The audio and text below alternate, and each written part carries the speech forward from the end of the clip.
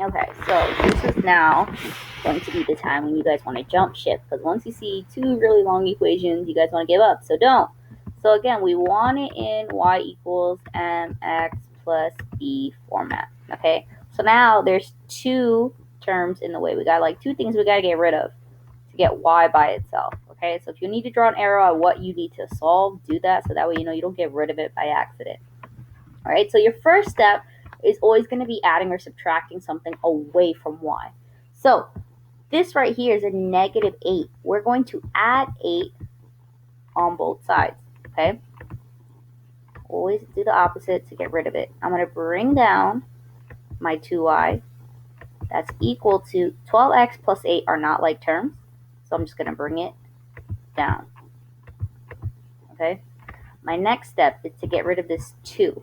My second step, so this was my first step, was adding and subtracting. My second step that I'm about to do is always going to be multiplying or dividing, okay? So this is my second, two. Wow, I should have done the opposite, step 1, step 2, but I'm like barely awake. All right, so second step, I'm dividing because 2 is attached to y, it's being multiplied, so I'm going to divide to get rid of it, okay? So I have y equals 2 is being divided by 12 and 8. If you need to separate it, so that way you can make sure you definitely simplify, you can also write it like this.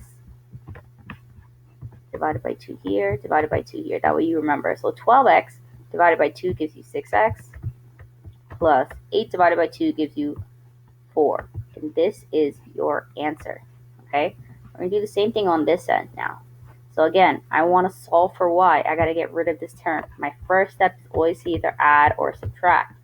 So this is a positive 10x. I'm going to subtract 10x on both sides. I have 5y is equal to negative 10x plus 15. Okay? Second step is either to multiply or divide. So I'm going to divide 5 on both sides. I'm going to do it here and here. You're dividing it everywhere. So you have y is equal to negative 10 divided by positive 5 is negative 2x. Right? Positive 15 divided by 5 is positive 3. That's your answer. So when comparing these equations, you're going to look at its slope. Is that a one solution, no solution, or infinitely many solutions? When they have different slopes like this, it's going to be a one solution answer. I think I should do more before I go along, so I'm going to give you another example, okay? Another example is if it's 3x plus y is equal to 3x plus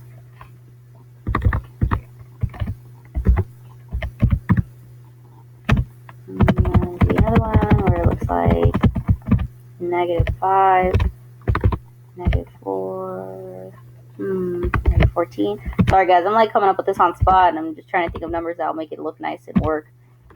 Y is equal to, let's say, okay. This time, again, same thing. I have step 1 and I have step 2. So remember, step 1 and step 2. Step 1 is always adding or subtracting. Step 2 is always multiplying or dividing.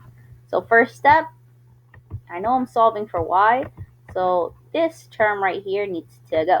It's a positive 6x, so I'm going to subtract 6x on both sides. I'm left with 3y is equal to, again, these are not like terms, so I'm going to just bring down my negative 6x plus 9. All right, second step, multiply or divide. I got to get rid of this 3. So I'm going to divide 3 everywhere. Y is equal to negative 6 divided by 3 is negative 2. Don't forget to bring down your x. Plus 9 divided by 3 is positive 3.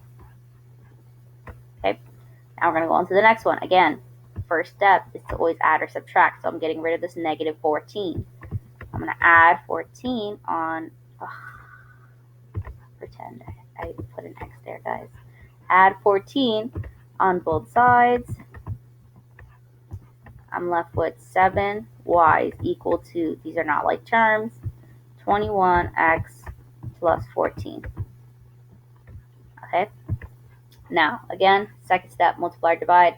Most likely in this case, you're going to divide unless you see a fraction. So if I have like 2/3 y, that's the only time you're going to probably be multiplying, because you're going to multiply by the reciprocal to get rid of it. Or if you see like a y over 2, you're going to multiply by 2 because you're going to get rid of it to do the reciprocal. But most likely, you guys see that the pattern is to divide. So I'm dividing by 7, dividing by 7. Y is equal to, again, make sure you're dividing all of them by 7. So 21 divided by 7 is 3x, plus 14 divided by 7 is 2. Again, you're going to compare your slopes. They're different slopes, so this one is one solution. If they're the same slope but different y-intercepts, it's no solution. If they're both exactly the same, it's infinitely many solutions. Okay?